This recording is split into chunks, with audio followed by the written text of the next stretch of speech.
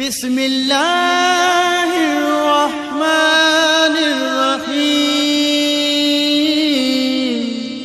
Abdul Salam Qadiani. Doctor Abdul Salam Qadiani ملک کے غداروں میں سے وہ بدبخت انسان ہے جس نے عالم اسلام خصوصاً پاکستان کو اپنی مکروہ سازشوں کے ذریعے بہت نقصان پہنچایا۔ اس کا تعلق قادیانی ٹولے سے تھا۔ وہ ایک کٹر قادیانی تھا جو سائنس کی آڑ میں قادیانیت کا زہر پھیلانے میں مصروف رہا۔ اس نے سائنس و ٹیکنالوجی میں مہارت ضرور حاصل کی، مگر اس فن اور مہارت کو اسلام اور پاکستان کے خلاف استعمال کرتا رہا۔ بہت سے لوگ ڈاکٹر عبدالسلام کو اس لیے بڑا آدمی سمجھتے ہیں کہ اسے نوبل پرائز دیا گیا تھا۔ نوبل پرائز ایک انعام ہے جو برنارڈ نوبل نامی ایک مالدار یورپی سائنسدان کی جائیداد سے ہر سال دیا جاتا ہے۔ کہا جاتا کہ دنیا کی مختلف شخصیات کو اہم کارنامے انجام دینے پر یہ انعام دیا جاتا ہے، مگر حقیقت یہ ہے کہ یہ انعام مغربی ممالک اپنے سیاسی اور نظریاتی مفادات کو سامنے رکھ کر دیتے ہیں۔ مثلاً 1978 حمزہ میں امن کا نوبل انعام اسرائیل کے وزیر اعظم مسٹر بیگن کو دیا گیا، جو ہزاروں فلسطینیوں کا قاتل اور بڑا خون آشام انسان تھا، جبکہ امن کے لیے بڑے بڑے کارنامے انجام دینے والے مسلمان لیڈروں اور دانشوروں کو آج تک یہ انعام نہیں ملا۔ اس طرح ہم دیکھ سکتے ہیں کہ آج تک کسی سلمان سائنسدان کو نوبل انعام نہیں دیا گیا۔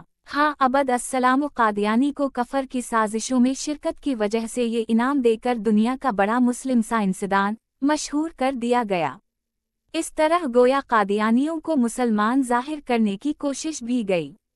یہ سازش کامیاب رہی۔ آج بھی بہت سے ناسمجھ پاکستانی عبدالسلام قادیانی کو مسلمان سمجھتے ہیں اور کہتے ہیں کہ وہ دنیا کا پہلا مسلم سائنسدان ہے جسے نوبل انعام ملا، حالانکہ یہ بہت بڑا دھوکہ ہے۔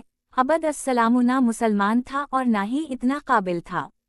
اگر واقعی پاکستان کے کسی سائنسدان کو قابلیت کی بنا پر نوبل انعام دیا جاتا تو ڈاکٹر عبدالقدیر خان اس کے سب سے زیادہ حقدار تھے، مگر ان کے ساتھ جو سلوک کیا گیا وہ آپ سب جانتے ہیں۔ ڈاکٹر عبدالسلام کی نوبل انعام کے لیے نامزدگی کے بارے میں ڈاکٹر عبدالقدیر خان نے اپنے ایک انٹرویو میں کہا تھا۔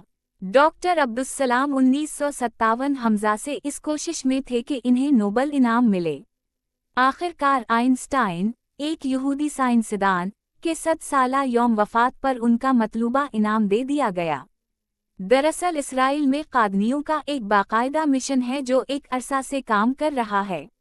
یہودی چاہتے تھے کہ آئین اسٹان کی برسی پر اپنے ہم خیال لوگوں کو خوش کر دیا جائے، چنانچہ ڈاکٹر عبدالسلام کو بھی انعام سے نوازا گیا۔ چٹان لاہور، 6 فروری 1976۔ ڈاکٹر عبدالسلام کی وطن دشمنی کا ثبوت یہ ہے کہ جب 1974 حمزہ میں پاکستان کی قومی اسمبلی نے قادیانیوں کو غیر مسلم اقلیت قرار دیا تو ڈاکٹر عبدالسلام بھی اپنا حکومتی عہدہ چھوڑ کر احتجاج کرتے ہوئے لندن چلا گیا۔ بعد میں وزیر اعظم ذوالفقار علی بھٹو نے اسے پاکستان بلوانے کی کوشش کی تو اس غدار نے جواب دیا، میں اس لعنتی ملک میں قدم نہیں رکھنا چاہتا۔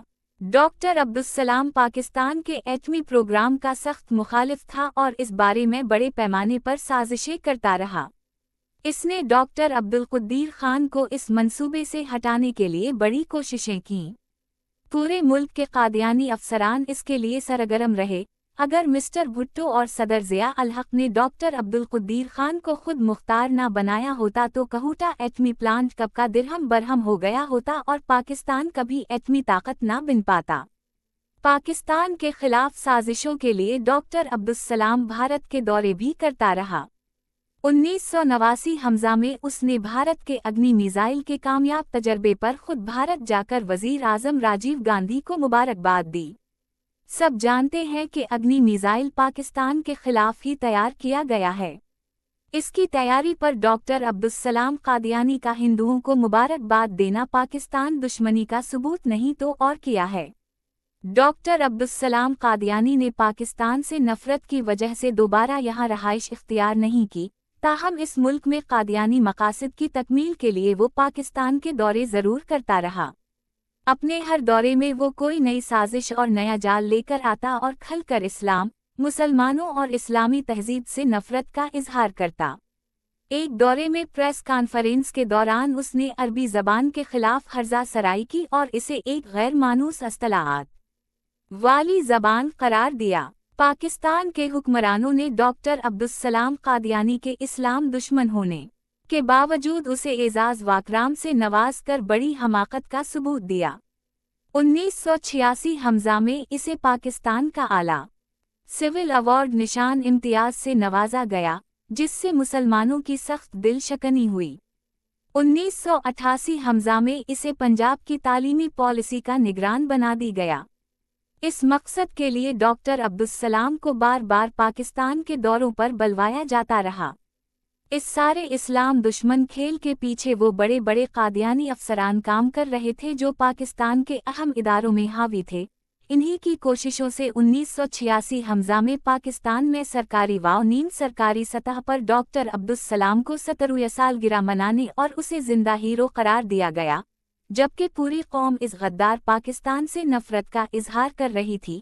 مگر اس وقت جب کہ یہ سالگرہ منائی جا رہی تھی، برطانیہ میں رہائش پذیر عبد السلام قادیانی کو گرد واو پیش کا کوئی ہوش نہیں رہا تھا۔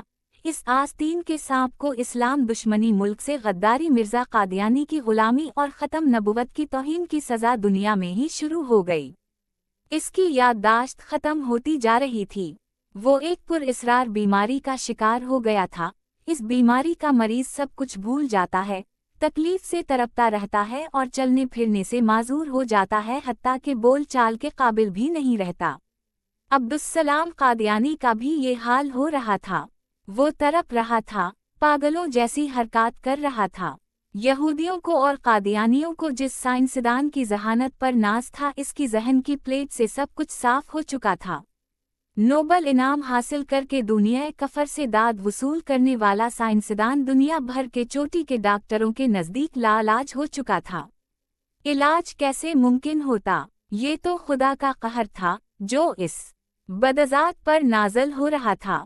اللہ تعالیٰ نے نہ صرف بیماری کی شکل میں اس پر عذاب نازل کیا، بلکہ دنیا کو ایک عبرت ناک نظارہ بھی دکھا دیا۔ ڈاکٹر عبد السلام کو آخری دنوں میں قادیانی جماعت کی توجہ اور مدد کی شدید ضرورت تھی، مگر اس موقع پر قادیانی جماعت کے بڑوں نے اس سے آنکھیں پھیر لیں۔ انہیں اب بے دست بوڑھے پاگل ڈاکٹر کی ضرورت نہیں رہ گئی تھی۔ قادیانیوں کے سربراہ مرزا طاہر پہلے ہی ایک مسئلے پر اختلاف کی باعث اس سے ناراض تھا، چنانچہ مرزائیوں نے اپنے ہیرو کو بالکل تنہا چھوڑ دیا۔ دسمبر 1996 کے ایک سرد دن لاچار عبدالسلام قادیانی کی روح جسم کا ساتھ چھوڑ گئی۔ قادیانی سربراہ مرزا طاہر نے اس کے مرنے پر دعا تک نہیں کی، نہ اپنی کسی تقریر میں اس پر اظہار افسوس کیا۔ پاکستان میں قادیانی مرکز چناب نگر، ربوہا میں بھی عبد السلام قادیانی کی موت پر سوگ یا تعزیت جیسی کوئی ہلچل دیکھنے میں نہیں آئی۔ یوں عبدالسلام قادیانی دنیا و آخرت دونوں میں بے عزتی، رسوائی اور ناکامی کی سیاہی منہ پر مل کر برطانیہ کے ایک قبرستان میں نشان عبرت بن گیا۔